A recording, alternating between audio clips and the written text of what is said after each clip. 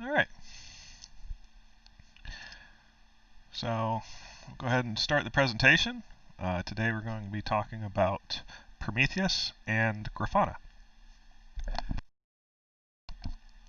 Prometheus is a monitoring and alerting tool, kind of like Nagios. It's newer. They have a lot of exporters that can export material into them, and you got some pretty interesting configuration options that you can do. Grafana is a grapher, basically. It makes pretty graphs out of data, and so we're using the two together to make some neat stuff happen. So I'm going to walk you guys through building a server set for this, and we can see what we can do with it. All right. So the first thing, I'm running Gen 2. I'm going to get rid of this. I'm running Gen 2, and so a lot of this is going to be based in Gen 2, but it can be translated very easily to other operating systems. I've installed Prometheus. Actually, I'll just bring my notes over here. So to install Prometheus on Gen 2, you guys probably can't see that very well. There you go. You just install app-metrics Prometheus, and that will allow you to have the core of Prometheus. To install Node Exporter, you can install app-metrics Node Exporter, or Node Exporter. Node Exporter is a type of plugin, basically, that you can run on the nodes, and it'll export a whole bunch of data about them. Think of it like SNMP or SMTP. No. It's not SMTP. It's SNMP. Yeah, that's it.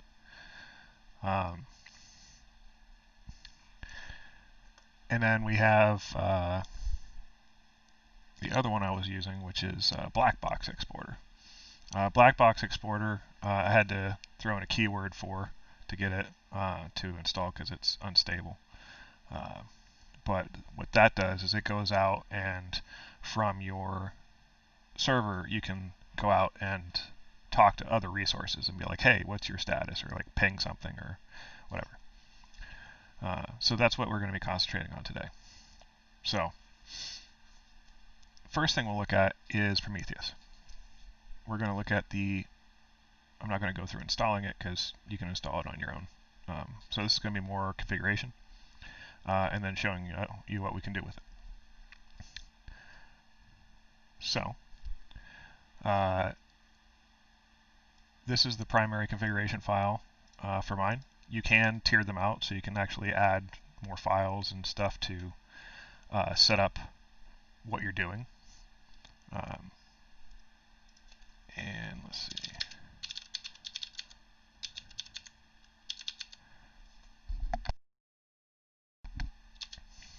All right. So most of this stuff is at the top is default. So this is what comes with the default config, but then I added a couple other ones. So here I just have the default Prometheus job name. You can change that if you want. And I tell it, hey, I want you to target these two. And it's actually going to use those two for the node exporter. These things have a path that's associated. The different exporters have paths, and in this case, this path defaults to metrics, whereas the black box one defaults to probe. I have two probes set up, and these are the node exporter probes. So this is the server it's running on, and then this is my little Gen 2 desktop box. And then down here we have the black box probe stuff. that we're doing pings with, and we're doing HTTP calls with to make sure that it has SSL and stuff like that. So the way you configure something is you have to have your exporter on the box for the node exporter, or you have to have a black box exporter set up. So whatever exporter you do, you need to set that up, configure it, and then go into Prometheus and tell Prometheus what to do with it. All right, and so that's what we're doing here, is we're actually setting up Prometheus to do something with these. So it's going to go and it's going to go to these targets, and it's going to do something. So in the case of node exporter, it's going to go to this port, it's going to go look at metrics, and it's going to be like, what's up? And then it's going to take that data, pull it into itself, and catalog it. For the black box ones, what it's going to do is it's actually going to go out to this address, which is the black box exporter software. It's going to go and say, hey, I want you to run this module, which we'll show you that in a second, and I want you to do it with, do these things. I want you to go poke these things using that module, and then whenever you get the responses, then relabel the configs as such, so it's a little bit more user-friendly when we end up with the material. And it's kind of the same thing with the ICMP down here at the bottom. It's pretty much the same as the HTTP one. It's just configured in the back end a little bit differently.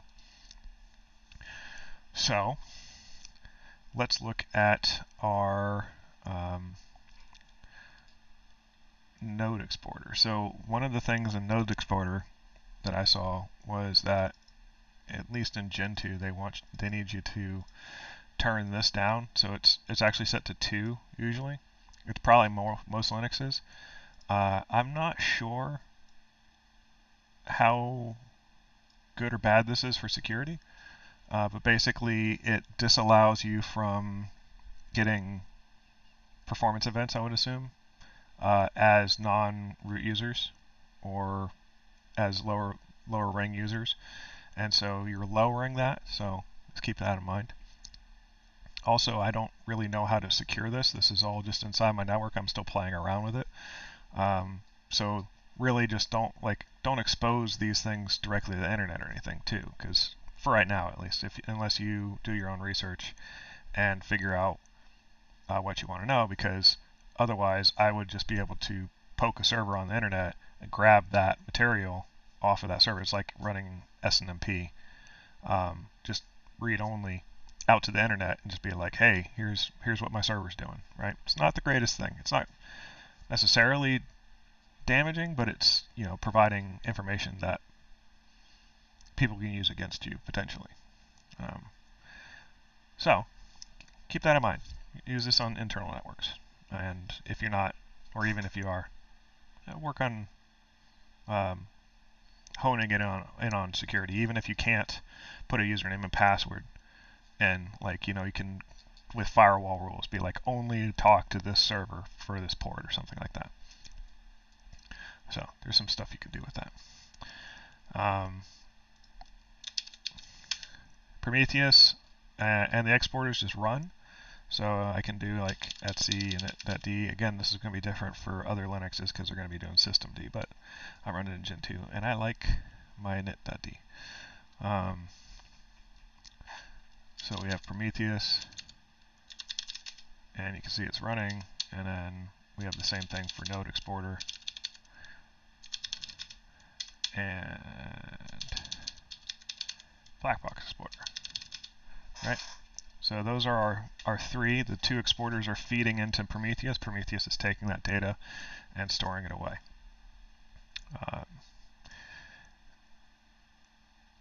With the black box exporter, I did encounter that had some issues. When it tried to start, the binary file was actually this black box exporter 0770. So I needed to link that to black box exporter so that the startup script would work. I could have also just changed the startup script to point at this, but I didn't care. So that's what I did.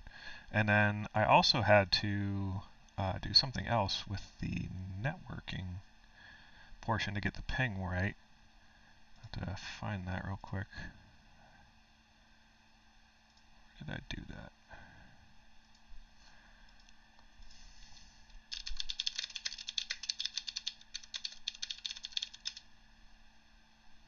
Yeah, I had to do this thing.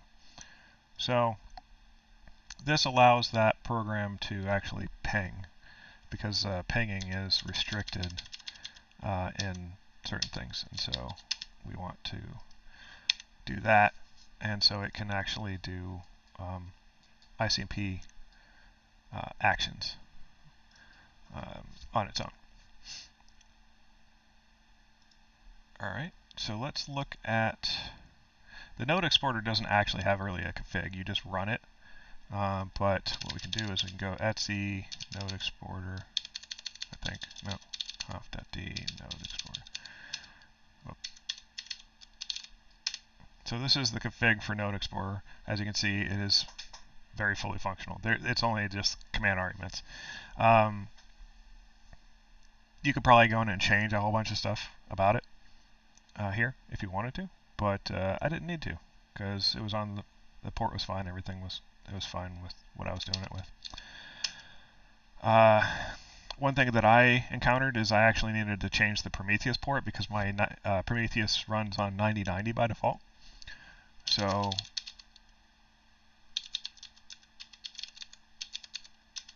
in my Prometheus build here, I needed to tell it, hey, I want you to listen on this specific IP on this specific port. So I just added that to the command line arguments, and boom, it was fine. I didn't like putting it in there. I would have preferred to put it in a config file, but this is the only thing I really found quickly that would do it, and it works. So whatever. If you find a better way, cool, let me know. That'll be neat. All right, so let's go look at the black box exporter, and then we're going to go into the UI each one of these, and then we'll go into Grafana. So the black box exporter is a little bit more complex.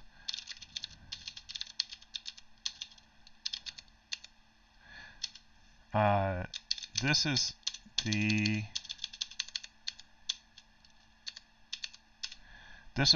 config file that it comes with as an example, right? So black box exporter has a lot of stuff you can do, and this is just building the modules themselves and telling them what you want to do. So like you can set up different modules to do things in different ways. So it's really interesting. Very complex. So you can have different ICMP ones that time out different times, or they come from different IPs, or they use different IP protocols. You could do DNS that uses different protocols, or comes from different areas, or has different failures or passes, and all kinds of different stuff. So this is where you configure the black box exporter, and you can do a lot to that. Node exporter versus black box. There's a question on IRC. So node exporter is going to generally give you a lot of things about a node, whereas the black box exporter is more trying to go out and talk to services.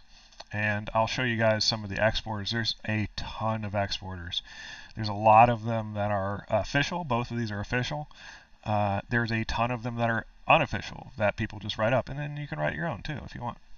I've seen like people that build like Python scripts that do pings and stuff, and you just pass it whatever you want, and then you can build stuff inside of Prometheus to use that, and then go ping out and do crazy stuff. So my black box exporter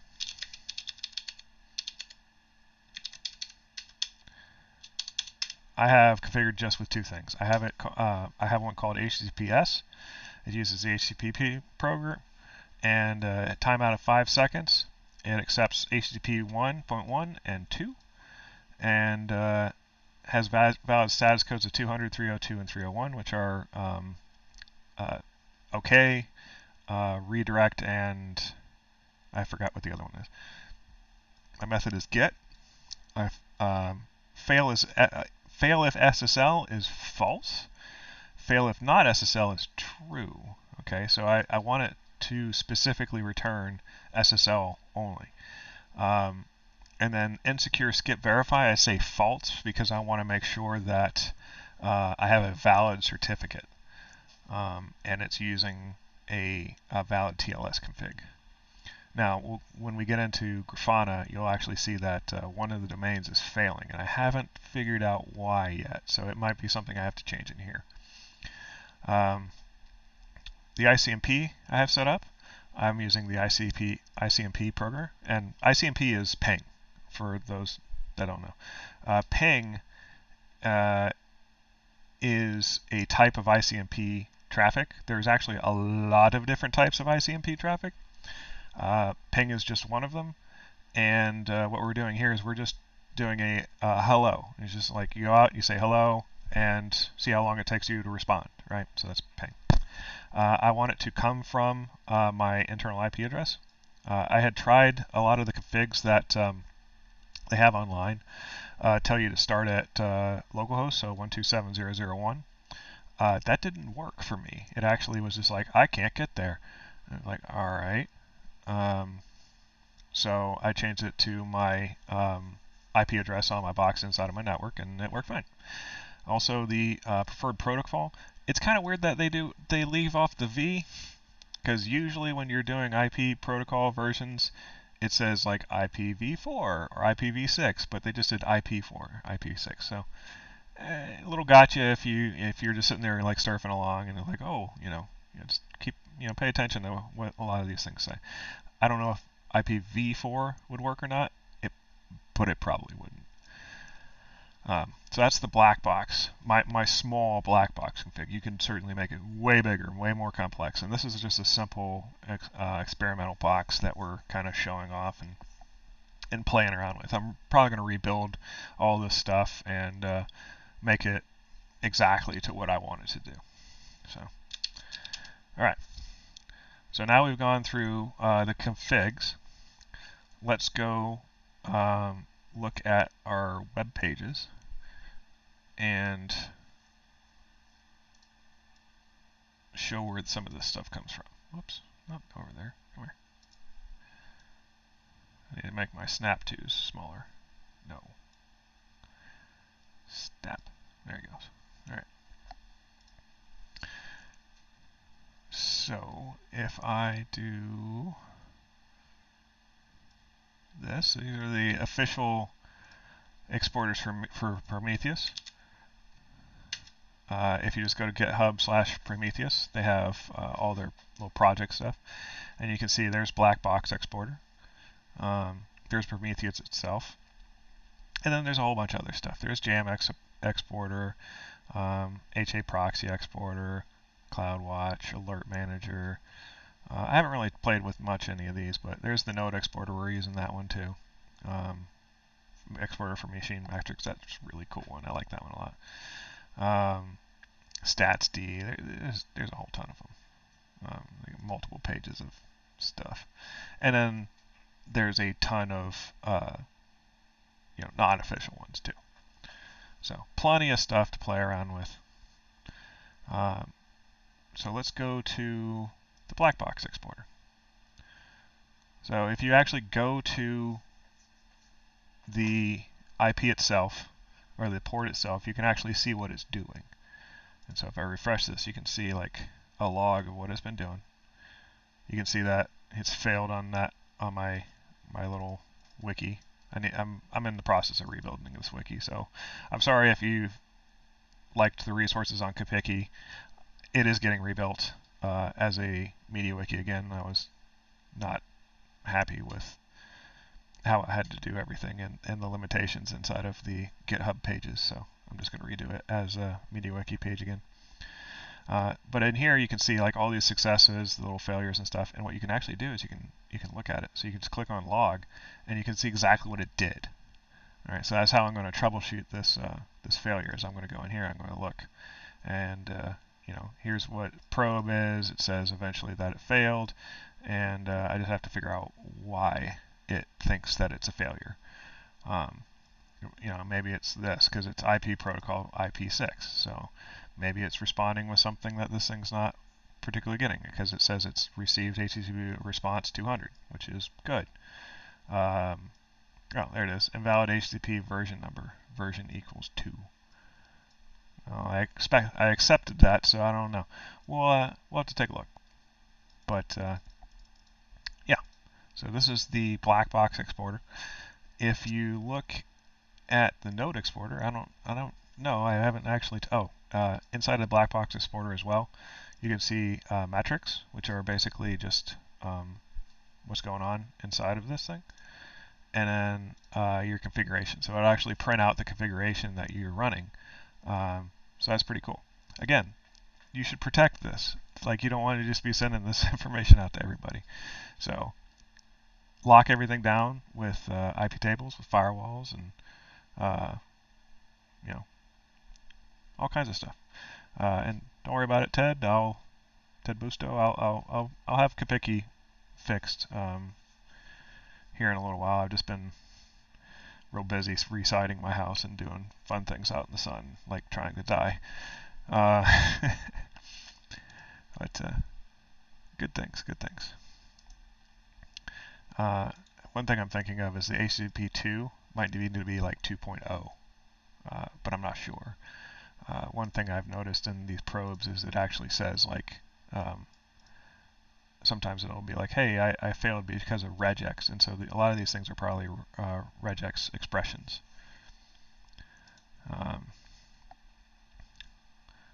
And then you can, I think you could set up modules and call them that, and then you can actually like run them individually and see what's going on, but I didn't set those up. So that's the black box exporter. Let's see if the other one does anything.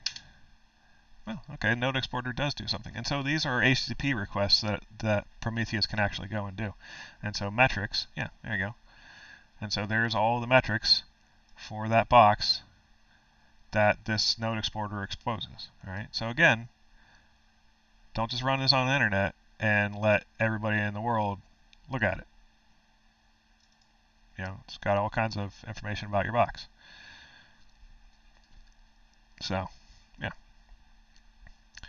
All right. So let's go to Prometheus. This is the Prometheus Web Ui. The Prometheus Web UI is pretty simplistic, but it allows you to do specific queries and do everything. And then you can have other programs like GraphIS or other stuff hook into it and pull the data out of it and do stuff with it. All right. But this thing will actually do pretty graphs too. So let's say I want to do some kind of an HTTP query, right? 1 second. All right. And here this this is the failure right here. So it says probe HTTP redirects, and it's got a 0. So that means that it failed, which is probably what's causing my little failure here. I just have to figure out why. So if I say HTTP, I can, up here in the query history, I can actually see all the things that Prometheus supports querying on. And so let's say I want probe HTTP status code, right? And I execute it, and then boom. Now I have the statuses of these little guys. Now this is the console. I can do a time, so you can step through the time of the of each one of these executions, and you can see when something like failed, right? So if you're a systems administrator and you're like, okay, I want to go into Prometheus and I want to specifically see that I want the status codes of these things on each one of the ticks when it fires, you can actually do that. So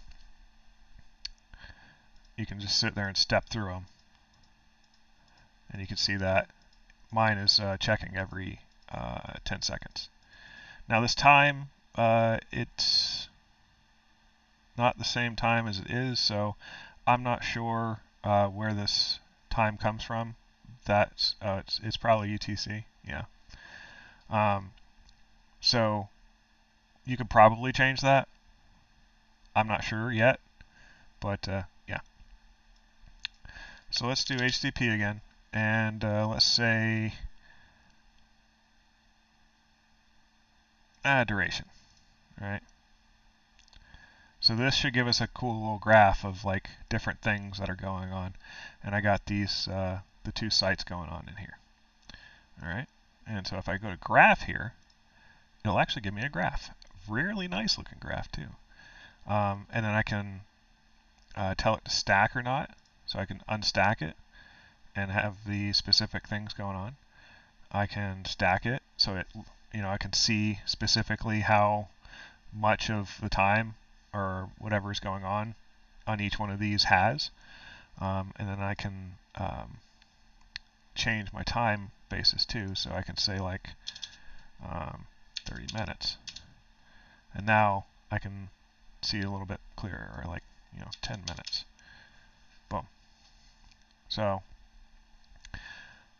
really cool material you can get in Prometheus. You got a lot of good stuff that you can do, but it is kind of hard to make like a dashboard with this. Yes, Ted Busto, this would be very useful for seeing if something is running against you, if something is going on. So like, for instance, this right here, you can see that this guy, this resolve job,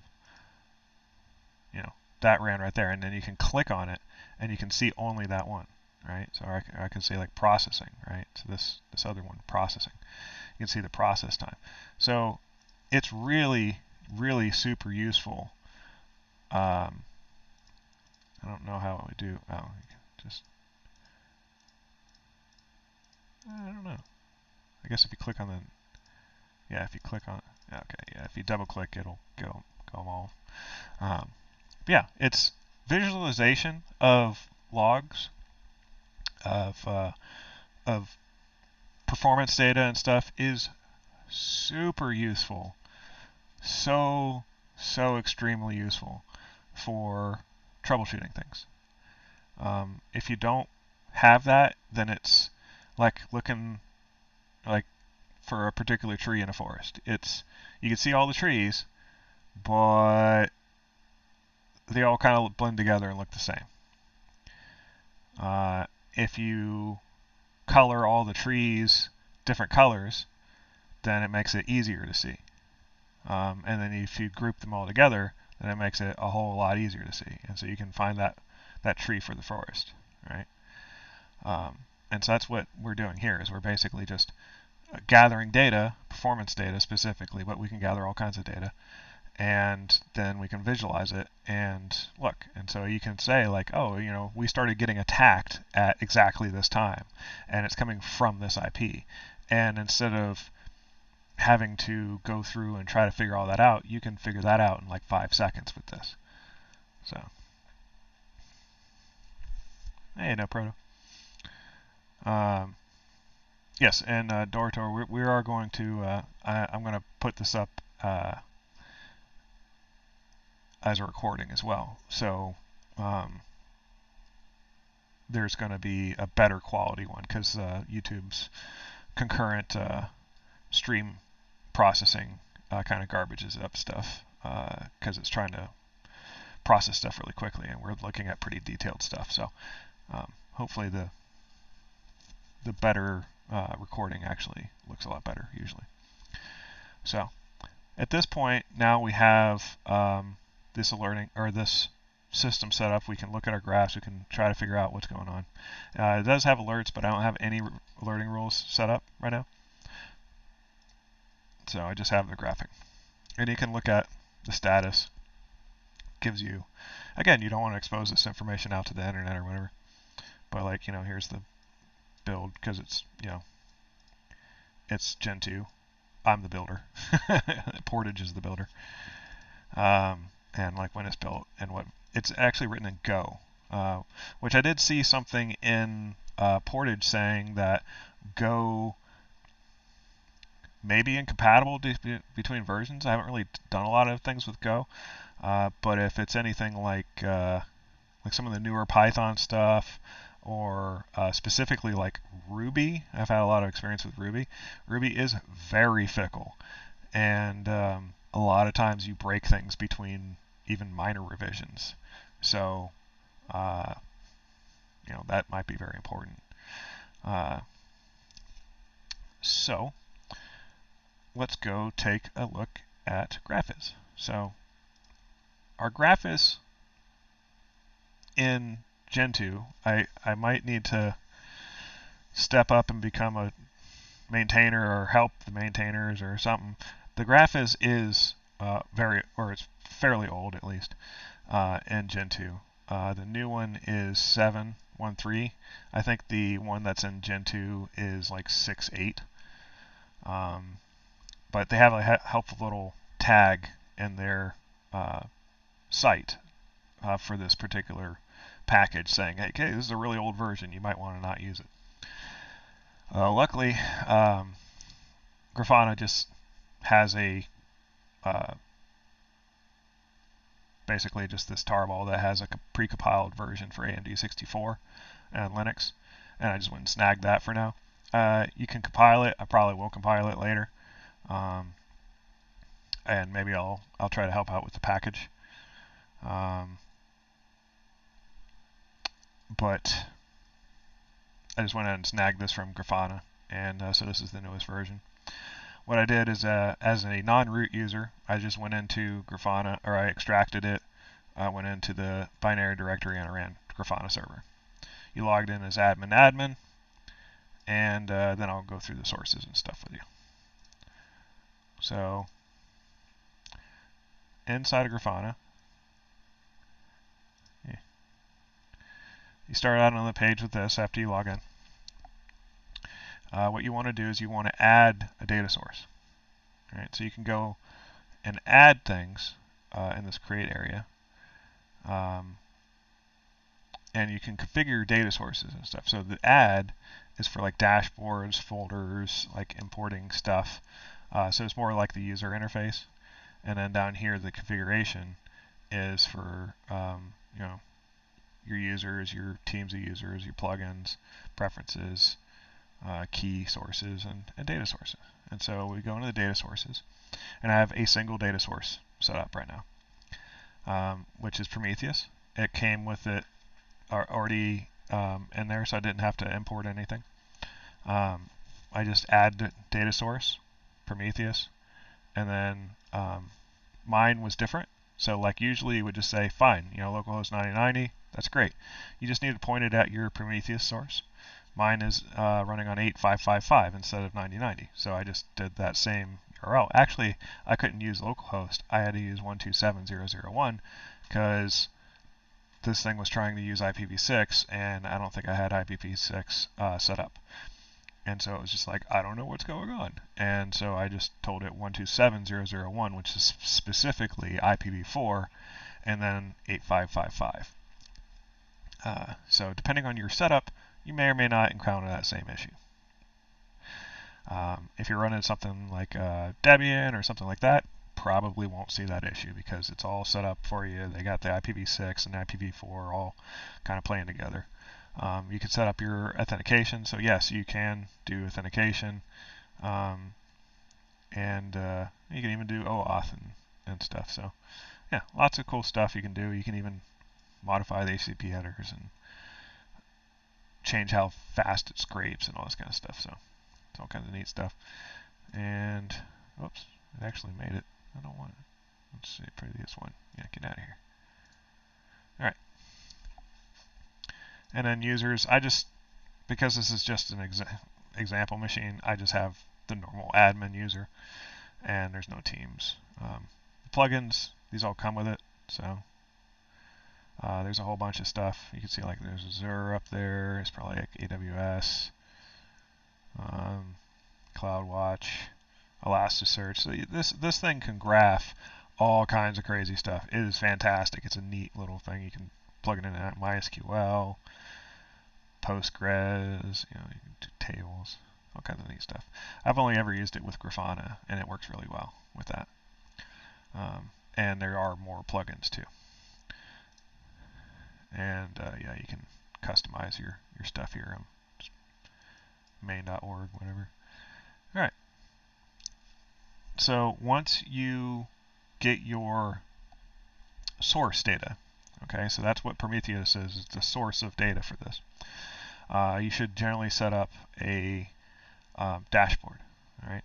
Now, the way that I set up the dashboards is people have conveniently made additional dashboards on the internet, which are really handy, and they are really nice, because otherwise you'd have to do this by hand, and it's a pain in the butt. So if you go to dashboards, you can see that they have a whole bunch. A lot of these seem to be in Chinese or something.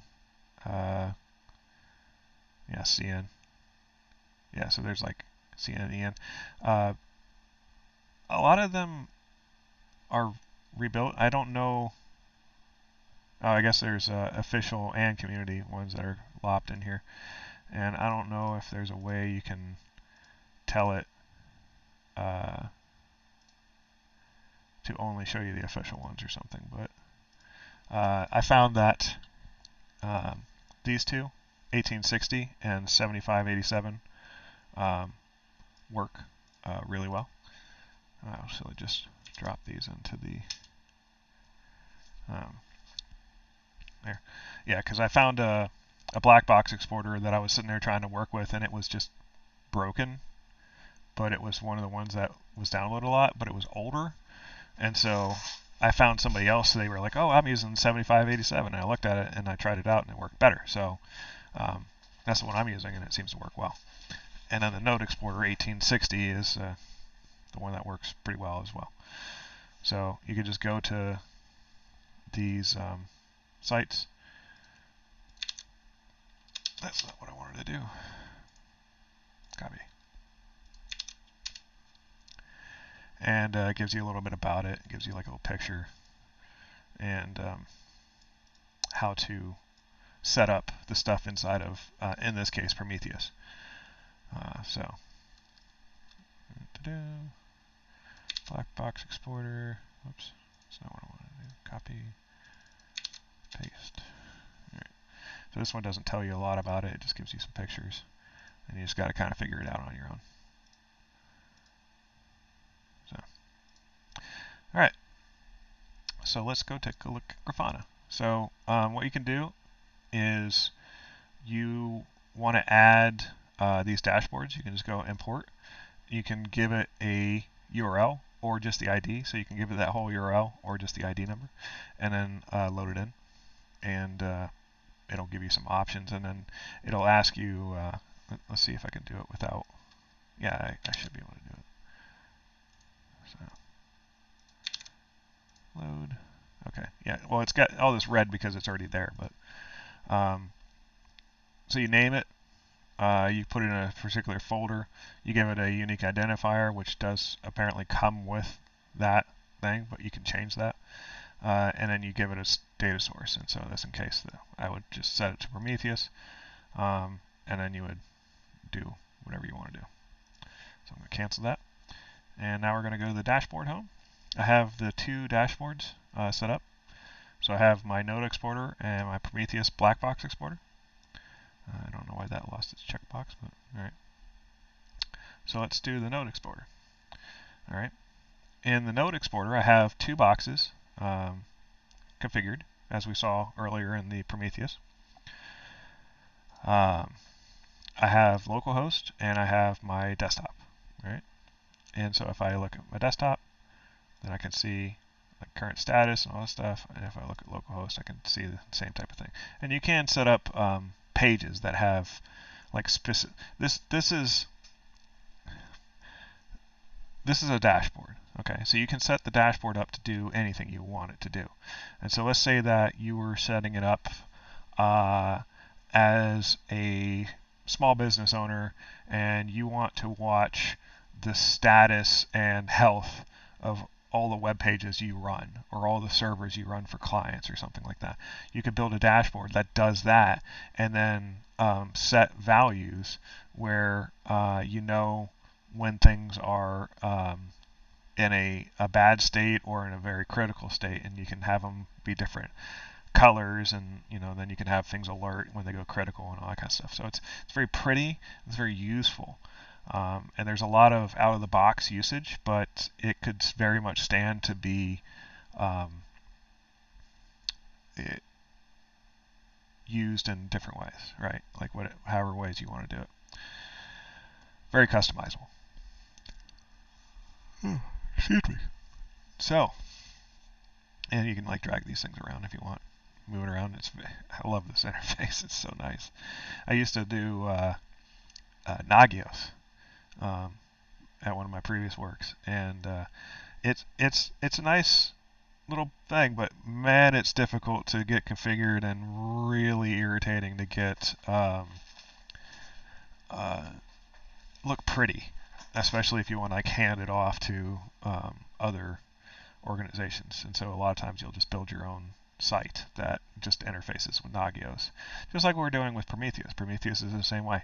You can't really build a super nice, pretty dashboard. You can kind of, but that's not really the purpose of it. Use this or some other product to make it prettier for people. This is the CEO look, I should say. It's very useful for us, and we love pretty things, but this is what the CEOs like to see. They like to see the pretty stuff, and they're like, "Oh, look at that, that's cool." So yeah. So we're just going to expand all these things out, and we'll take a look at this here server. I don't know if there's an expand all or not, but we're just going to walk down these things. So this is the node exporter. One of the cool things with Grafana is you can actually just grab a particular time range, and so you can just click and drag over, and it'll just be like, okay, I'll give you that time range. And you can click and drag over and make it a little bit small, more in depth, and drill down, closer and closer. And so I'm down to this is each one of these blocks is 30 seconds, right? So that's pretty granular. But you can get down to even I think it's 15 seconds or something. In this particular configuration, you can make it more aggressive if you want.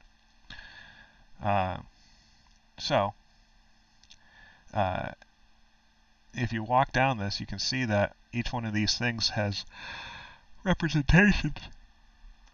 This is a box that's got a bunch of Docker containers on it, so it's got tons of virtual Ethernet devices, because Docker likes to do that.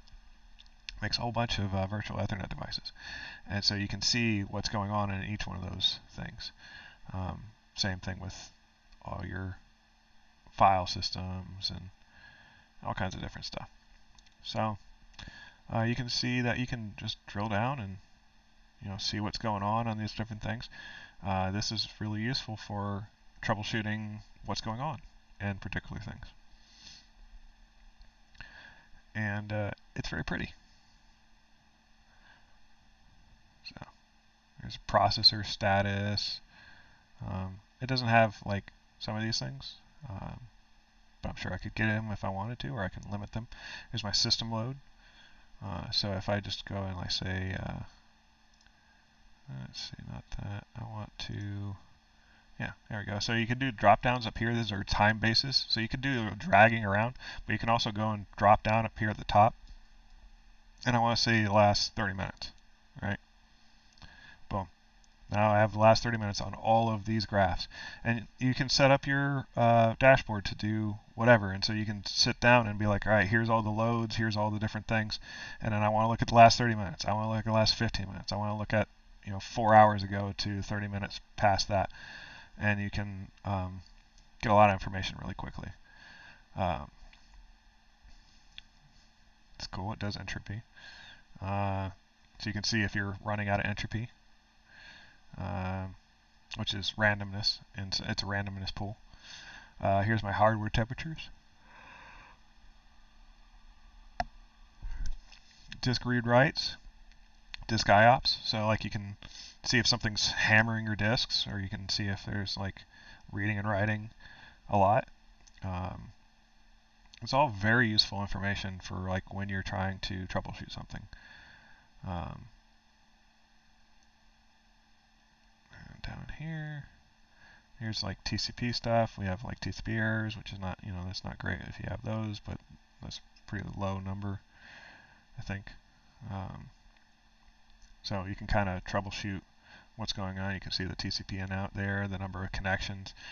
These things are really useful when you're troubleshooting, like if somebody's flooding you with just TCP connections, and then you could probably just find out who's doing that and whatnot just by looking at some graphs.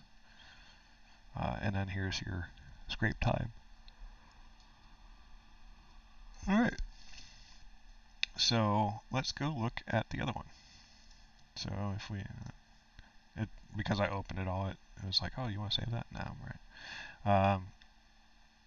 Let's look at the node exporter a little bit more. Let's look at this node because it's a little bit more dynamic. I was doing some compiling and stuff on it earlier. And so you can see here's when I was compiling some packages on here, I was updating some stuff. And you can see that I was doing a whole bunch of stuff. And then here, we can see that I started the stream.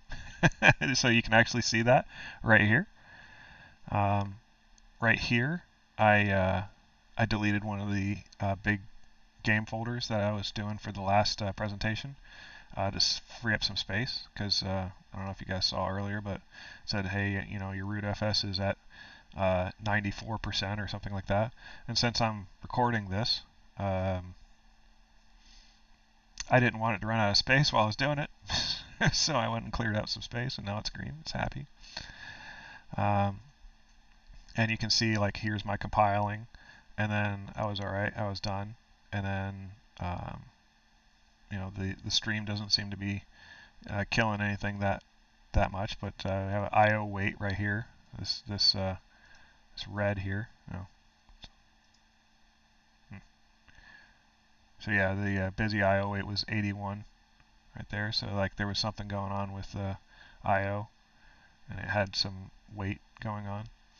And then down here you can see that I was doing a lot of network stuff, and then I can drill down into that even more, and I can see like what's going on with the processor, what's going on with the memory stack, my network traffic specifically. I can see how much I've been transferring. So I'm uploading at about 8.6 megabits per second. There's my disk usage, my I/O usage, read and write. So you can see that, when I'm sitting there messing around doing stuff. Let's see. So yeah, we don't need to go through all of this stuff, but you can see that it's very dynamic, and you can see what's going on with the system. There's no systemd because I don't run systemd. Yeah.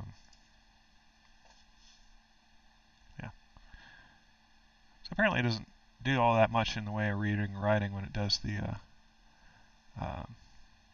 recording. But there's file system space available.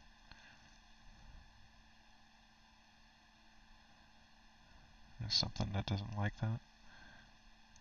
But yeah, interesting information.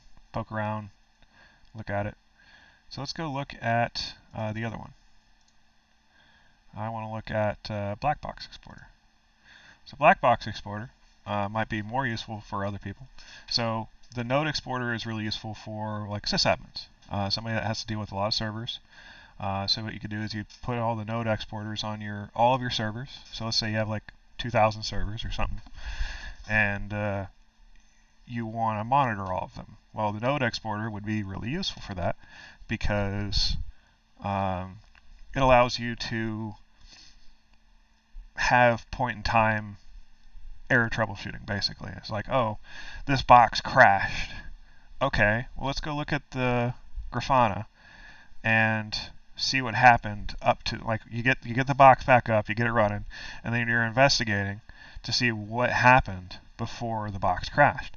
And then you could say like, oh, I see root getting used up all the way to 100%, and then it like crashed, and then like, you know, why did that happen? Or, you know, you could, oh, the memory got all used up. Okay, why? You know, it's kind of like if any sysadmins have ever used SAR, system accounting, which is a very useful tool. SAR is usually set up to account for every 10 minutes. You can set it down to a minute if you want to, and you can see like all kinds of system statistics. So you can see CPU, load average, disk IOPS, you can see memory stuff, you can see kernel paging characteristics. You can see all that. Guess what? You can see it here too. You just have to configure it, and now you have pretty graphs, and it's great, and you can drill down. It's really fantastic. So in this case, I'm not sure why it's got this HTTP thing here, because it's an ICMP probe. It's not saying that they're error, they're just not data. And so this might be a characteristic of this this setup. And so maybe instead of using this dashboard, I would make my own, right? Because I don't care about this stuff because it doesn't exist. I just want to see about this stuff. And so I can see, and you can see, that Comcast has issues sometimes, and so it just spikes all the time. I have little spikes of ping. And hopefully those on the stream haven't really seen that, but maybe you did. Who knows? Here's that down status I was telling you about earlier. I'm not sure why that's down, but I'll have to investigate that. And now, or well, once I rebuild this and do this again, I'll actually have JaxLUG, and I'll make sure that it's running. It's got a 200, and that it's got you know, SSL. That's good, and then how long it is till the SSL expires. So that's pretty cool. And again, you can, you know, kind of dig down and look. And let's see, I can actually go in, and the targets, you can change the targets up here. So let's say just the JaxLUG. All right, so I just want a JaxLUG. All right, so I just see that. I click on this guy. Let's see, can I? It's just a whatever. All right, so yeah, I can sit there and drill down and look closer and closer and see what's happening, and then walk around and see the exactly what's happening in those things. So, all right. I haven't seen any other questions, so unless anybody has questions, that's pretty much it. It's an introduction to Prometheus, exporters, and graphics. So some pretty cool stuff. I hope you guys enjoyed it, and feel free to hang out on IRC. We have our little pseudo lush over in IRC. Hang out there. And that's pretty much it. So hope you guys enjoyed it, and have a nice rest of your day.